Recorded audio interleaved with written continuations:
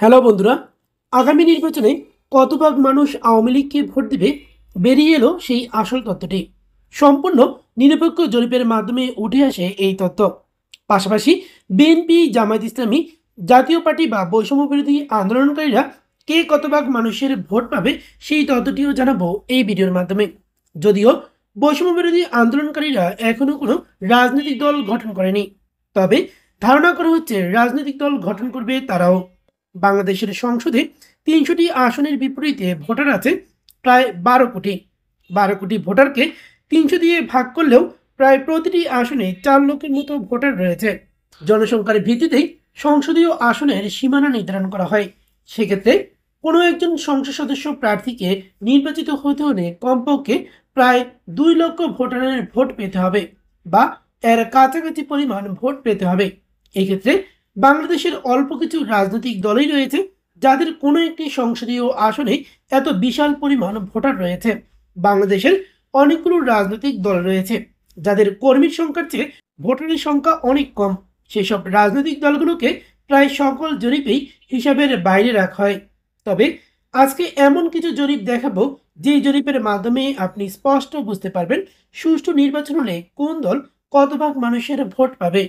অনেকেই বলে থাকেন আগামী নির্বাচন আওয়ামী লীগ ব্যতীত হবে, অর্থাৎ জাতীয় পার্টি ও আওয়ামী লীগকে বাদ দিয়ে নির্বাচন হবে, এমনটা বলে থাকেন অনেকেই। বাস্তবে এটা কখনোই সম্ভব নয়। কেন সম্ভব নয় সেটির একটি ইতিহাস রয়েছে, ইতিহাসটাও বলবো ভিডিওর মাঝখানে। প্রথমেই বলে নেই, সব দলের অংশগ্রহণ ছাড়া কোনো নির্বাচনই এই পর্যন্ত ফলপ্রসূ হয়নি। অর্থাৎ অতীতেও এ ধরনের একতরফা নির্বাচন হয়েছিল, কিন্তু সেই সব নির্বাচনে ক্ষমতায় এসে কেউই ২-১ বছরের বেশি ক্ষমতায় টিকে থাকতে পারেনি। জিয়াউর রহমান, হোসেন মোহাম্মদ এরশাদ, খালেদা জিয়া এবং সর্বশেষ শেখ হাসিনা, এরা সবাই বিতর্কিত ও একতরফা নির্বাচন দিয়ে ক্ষমতায় থাকতে চেয়েছিল, কিন্তু কেউই সফল হয়নি শেষ পর্যন্ত। সবারই নির্মমভাবে পতন হয়েছে। তাই আওয়ামী লীগ ও জাতীয় পার্টি ব্যতীত কোনো নির্বাচন হলে সেসব নির্বাচনের মাধ্যমে ক্ষমতায় আসা সরকার ২-১ বছরের বেশি কখনোই টিকতে পারবে না। ২০১৪ সালের এবং ২০১৮ সালের নির্বাচনের মাধ্যমে শেখ হাসিনা টিকে গেলেও ২০২৪ সালের নির্বাচনের মধ্যে টিকে থাকতে পারেননি তিনি। সব দলের অংশগ্রহণে প্রকৃত নির্বাচন ছাড়া ক্ষমতায় আসা সহজ, কিন্তু সেই সরকারকে টিকিয়ে রাখা খুবই কঠিন। তাই বিএনপি বা জামায়াত ইসলামী তারা কেউই চাইবে না আওয়ামী লীগ ও জাতীয় পার্টি ব্যতীত নির্বাচন হোক। আপনি মানেন বা না মানেন, এটাই সত্য যে এখনও আওয়ামী লীগ ও জাতীয় পার্টি দেশের বিশাল একটি অংশের মানুষের প্রতিনিধিত্ব করে। তাছাড়া আওয়ামী লীগ একটি ঐতিহাসিক রাজনৈতিক দল, দলটির শিকড়ও অনেক গভীর। আওয়ামী লীগের আদর্শকে একবার যারা ধারণ করে তারা কখনোই অন্য দলের রাজনীতিতে সম্পৃক্ত হবে না। যারা আওয়ামী লীগের সমর্থক, খোঁজ নিলে দেখা যাবে তাদের বংশ পরিক্রমায় সবাই আওয়ামী লীগের সমর্থকই ছিল। অর্থাৎ যারা আজকে আওয়ামী লীগ সমর্থন করছে তাদের বাবাও আওয়ামী লীগ করত, এমনকি তার দাদা বা নানাও আওয়ামী লীগ করত। কারো ক্ষেত্রে তার দাদার যিনি বাবা ছিল তিনিও আওয়ামী লীগ করত। এই দলের নেতৃত্বেই পুরো জাতি ১৯৭১ সালে ঐক্যবদ্ধ হয়েছিল। তাই আওয়ামী লীগের সমর্থক নেই বাংলাদেশে বা আওয়ামী লীগ শেষ হয়ে গেছে এমনটা ভাবা উচিত নয়। এই দল এর চেয়ে বেশি দুঃসময়ও পার করে এসেছে। তো বন্ধুরা, জাতীয় পার্টি কতগুলো আসন পেতে পারে যদি আগামীতে সুষ্ঠু নির্বাচন হয়, সেক্ষেত্রে আমরা জাতীয় পার্টির যে নির্বাচনের যে ইতিহাস, আমরা নির্বাচনের ইতিহাসটি দেখব। আপনারা জানেন যে জাতীয় পার্টি কিন্তু বিগত প্রায় সবগুলো নির্বাচনেই আওয়ামী লীগের সাথে জোটবদ্ধভাবেই করেছে, এবং আশা করা যায় যে আগামী যে নির্বাচন হবে সেই নির্বাচনও আওয়ামী লীগ এবং জাতীয় পার্টি জোটবদ্ধ হবে এবং বিএনপি এবং জামায়াত ইসলামী জোটবদ্ধ হবে। যাই হোক, আমরা জাতীয় পার্টির নির্বাচনের ইতিহাস যদি আমরা দেখি, তাহলে আমরা দেখলাম যে ১৯৮৫ সালে যে গণভোট দেওয়া হয়েছে সেখানে হোসেন মোহাম্মদ এরশাদের জাতীয় পার্টি ৯৪.৫% মানুষের ভোট পেয়েছিল। ১৯৮৬ সালের নির্বাচনে তারা ৮৪.১% মানুষের ভোট পেয়েছিল। তো যাই হোক, এগুলোকে অনেকেই বিতর্কিত নির্বাচন বলে থাকে। এগুলো ছিল মূলত রাষ্ট্রপতি নির্বাচন। তারপরে আমরা যদি জাতীয় সংসদ নির্বাচনের বিষয়টা দেখি, যেটা জাতীয় পার্টির আওতায় করা হয়েছে, সংসদ নির্বাচনে জাতীয় পার্টি কি ভূমিকা রেখেছে বাংলাদেশের ইতিহাসে আপনারা দেখেন। ১৯৮৬ সালের যে সংসদ নির্বাচন, এই নির্বাচনটাতে বিএনপি এই নির্বাচনটা বয়কট করেছিল। ১৯৮৬ সালের নির্বাচন যেটা, সেটা বিএনপি বয়কট করেছিল, কিন্তু আওয়ামী লীগ এই নির্বাচনে অংশগ্রহণ করে। সেই নির্বাচনে জাতীয় পার্টির প্রতি ভোট পেয়েছিল 42.3% ভোট জাতীয় পার্টি পেয়েছিল। তো এই নির্বাচনটা ছিল কিছুটা বিতর্কিত, তারপরেও কিছুটা ভালো নির্বাচনও ছিল, আবার কিছুটা বিতর্কিতও ছিল। সব মিলিয়ে ফলাফলটি জাতীয় পার্টির নিয়ন্ত্রণেই সেই সময়ই গেছে। তো 1986 সালের যে নির্বাচন, যে ফলাফল আমরা দেখি যে 42.3% মানুষ জাতীয় পার্টিকে ভোট দিয়েছে। তারপরে আমরা যদি 1988 সালের যে নির্বাচন দেখি, এখানে এই 1988 সালের নির্বাচন আওয়ামী লীগ বিএনপি দুই দলেই বয়কট করেছে, তারা 68.4% ভোট পেয়েছে।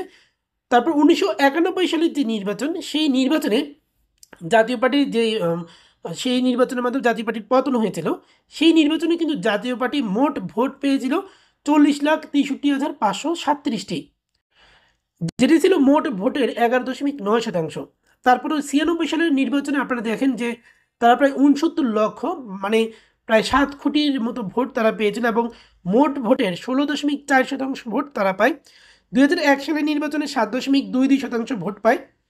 2008 সালের নির্বাচনে তারা 7% ভোট পায়।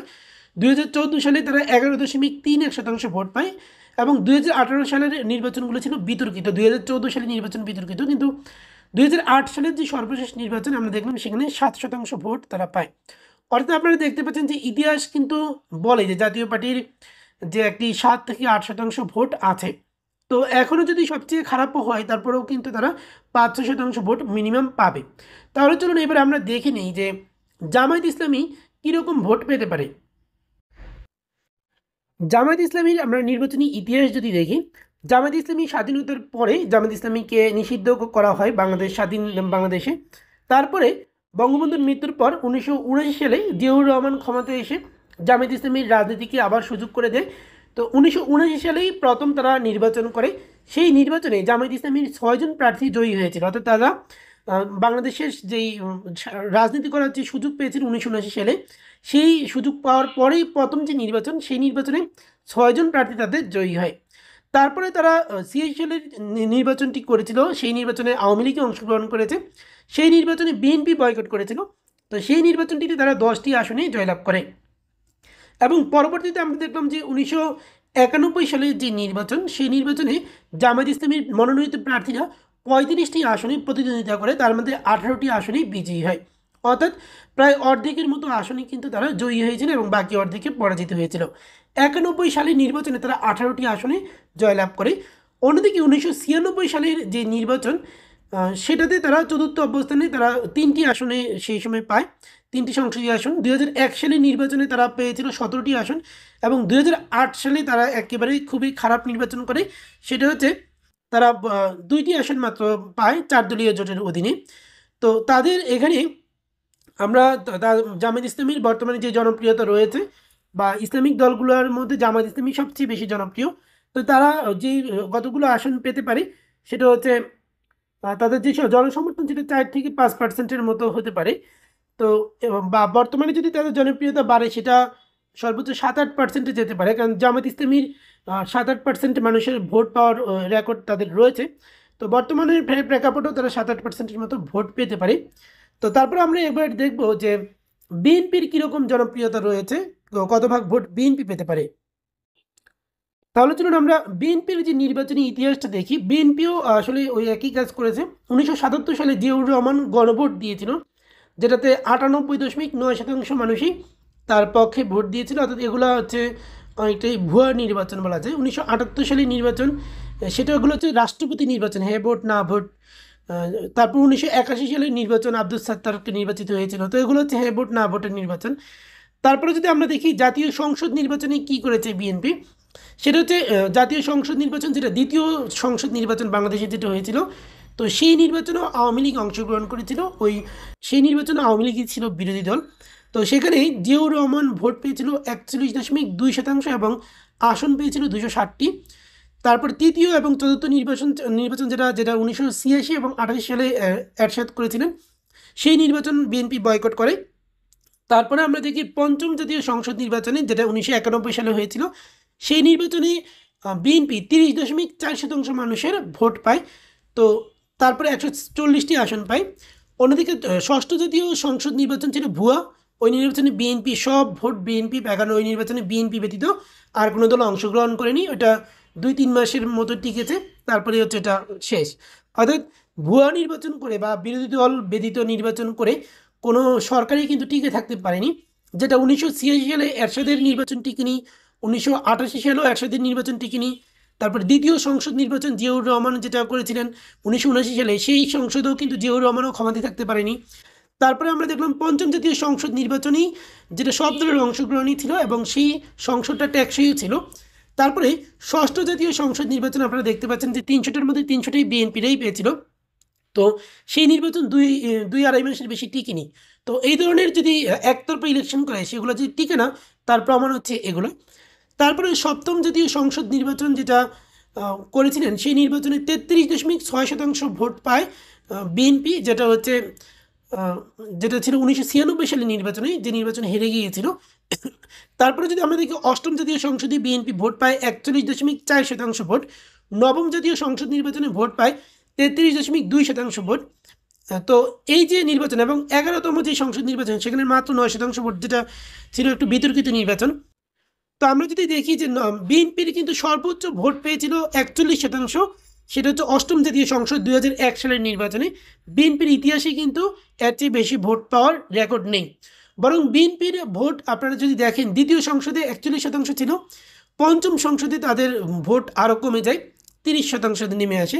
তারপরে যদি আমরা সপ্তম সংসদে দেখলাম বেড়েছে, অষ্টম সংসদেও বেড়েছে, কিন্তু নবম জাতীয় সংসদে যেটা 2008 সালের নির্বাচনে, সেখানে বিএনপির জনপ্রিয়তা বরং কমেছে। অর্থাৎ 2001 সালে 41% মানুষ ভোট দিলেও 2008 সালে তাদেরকে ভোট দিয়েছে 33% মানুষ। অর্থাৎ যারা 1 সালে বিএনপিকে ভোট দিয়েছে তারাও কিন্তু 2008 সালে বিএনপিকে ভোট দেয়নি। তাহলে চলুন এবার দেখি আওয়ামী লীগের ইতিহাসটা কী। স্বাধীনতার পর থেকে আওয়ামী লীগের যে নির্বাচনের ইতিহাস, সেটা যদি আপনি দেখেন, তাহলে স্বাধীনতার পর থেকে প্রতিটি নির্বাচনে আওয়ামী লীগের ভোটের হার শুধু বেড়েই গেছে। অর্থাৎ কোনো নির্বাচনে কিন্তু আওয়ামী লীগের ভোটের হার কমেনি।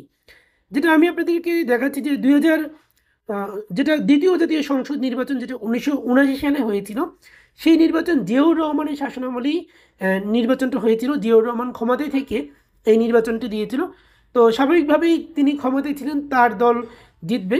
তো সেই নির্বাচনে জিয়াউর রহমানের দল, তিনি ক্ষমতায় থাকা অবস্থাতেও তিনি ভোট পেয়েছিল 41.17%। অন্যদিকে তারই শাসনামলে নির্বাচন করেও আওয়ামী লীগ 24.56% ভোট পায়। তারপরে তো আমরা দেখি, তারপরে আমরা যদি তৃতীয় যে সংসদ নির্বাচন, যেটা জাতীয় পার্টির হোসেন মোহাম্মদ এরশাদের শাসনামলে হয়েছিল, তো সেই নির্বাচনেও কিন্তু এই যে জিয়াউর রহমানের শাসনামলের মতোই নির্বাচন হয়েছিল। জিয়াউর রহমান সেই নির্বাচনে 41% দেখাছিল, এরশাদ সেটা দেখাচ্ছে 42.34%। তো সেই নির্বাচনে কিন্তু আগের বার আওয়ামী লীগ 24% ভোট পেলেও পরের বার কিন্তু আওয়ামী লীগ 26% ভোট পায়, আপনারা দেখতে পাচ্ছেন। তারপরে যদি আমরা দেখি যে চতুর্থ জাতীয় সংসদ নির্বাচনে আওয়ামী লীগ কতটি পায়, তো আমরা দেখলাম যে দ্বিতীয় জাতীয় সংসদ নির্বাচনে আওয়ামী লীগ পেল 24, তারপরের নির্বাচনে 26, তারপরের নির্বাচনে দেখেন আওয়ামী লীগ আবার পরের নির্বাচনটা আওয়ামী লীগ বয়কট করে, চতুর্থ জাতীয়। পঞ্চম জাতীয় সংসদ নির্বাচন যদি আমরা দেখি, তাহলে আমরা দেখতে পারবো যে আওয়ামী লীগ কিন্তু এই নির্বাচনে 30% ভোট পায়। অর্থাৎ আওয়ামী লীগ স্বাধীনতার পর থেকে প্রতিটি নির্বাচনে আওয়ামী লীগের ভোটের হার শুধু বেড়েছে। কোনো নির্বাচনেই আওয়ামী লীগের ভোটের হারে কমার কোনো রেকর্ড নেই, ধারাবাহিকভাবে শুধু আওয়ামী লীগের সেটা হচ্ছে যে ভোটের হার বেড়েই গেছে। আমরা দেখলাম যে 1979 সালে দ্বিতীয় সংসদ নির্বাচনে আওয়ামী লীগ পায় 24, পরের যে নির্বাচনে সেটাতে পায় 26, তারপরের যে 91 সালে নির্বাচনে অংশগ্রহণ করে আওয়ামী লীগ, সেই নির্বাচনে ভোট পায় 30.08%। তারপরে যদি আমরা ষষ্ঠ জাতীয় সংসদ নির্বাচন, যেটা আওয়ামী লীগ বয়কট করে, সপ্তম জাতীয় সংসদ নির্বাচন, যেটা 1996 সালে হয়েছিল, সেই নির্বাচনের ফলাফলটা যদি আমরা দেখি, তাহলে দেখব আওয়ামী লীগ ভোট পায় 37.46%। অর্থাৎ আপনারা দেখেন আবার কিন্তু ধারাবাহিকভাবে সেটা বেড়েছে। অর্থাৎ আগে নির্বাচনে 30 ছিল, এখন হচ্ছে 37। 2001 সালে নির্বাচনে আওয়ামী লীগ হেরে যাওয়া সত্ত্বেও আওয়ামী লীগ কিন্তু ভোট পেয়েছিল বেশি। আওয়ামী লীগ ভোট পেয়েছিল 40.13%। অর্থাৎ আগের নির্বাচনে পেয়েছিল 37, এই নির্বাচনে 13। অর্থাৎ আপনি আওয়ামী লীগের যদি ধারাবাহিক ফলাফলটা দেখেন, তাহলে দেখতে পারবেন যে আওয়ামী লীগ যেটা 1979 সালের যে নির্বাচন, সেই নির্বাচনে আওয়ামী লীগ পায় 24%। 1986 সালের যে নির্বাচন, সেখানে পায় 26%। 1991 সালের যে নির্বাচন, সেখানে পায় 30%। 1996 সালের যে নির্বাচন, সেখানে পায় 37%। এবং 2001 সালের যে নির্বাচন সেখানে প্রায় 40%।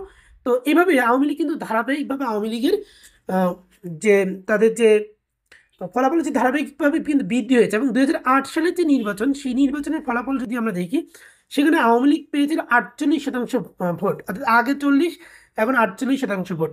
তাহলে আমরা যদি দেখি যে আগামী নির্বাচনে যদি সুষ্ঠু অবাধ গ্রহণযোগ্য হয় তাহলে আওয়ামী লীগের কিন্তু কোনোভাবেই কোনো সময়ই আওয়ামী লীগের নির্বাচনে ভোটের হার কিন্তু কখনো কমেনি, বরং বেড়েছে। তো একই ধারাবাহিকতা যদি ঐতিহাসিকভাবে সেই ধারাবাহিকতা বজায় রাখে তাহলে কিন্তু আওয়ামী লীগের ভোটের হার আরও বাড়বে এবং আরও বেশি ভোটের পেতে পারে আওয়ামী লীগ। এবং সেক্ষেত্রে আওয়ামী লীগের ভোটের হার এবার 55% থেকে 60%তেও পৌঁছে যেতে পারে, কারণ ইতিহাসের যে ধারাবাহিকতা এটা কিন্তু সেই কথাই বলছে। তো প্রিয় দর্শক, ভিডিওটি কেমন লাগলো কমেন্ট করে জানাবেন এবং সম্পূর্ণ ভিডিওটি দেখার জন্য সবাইকে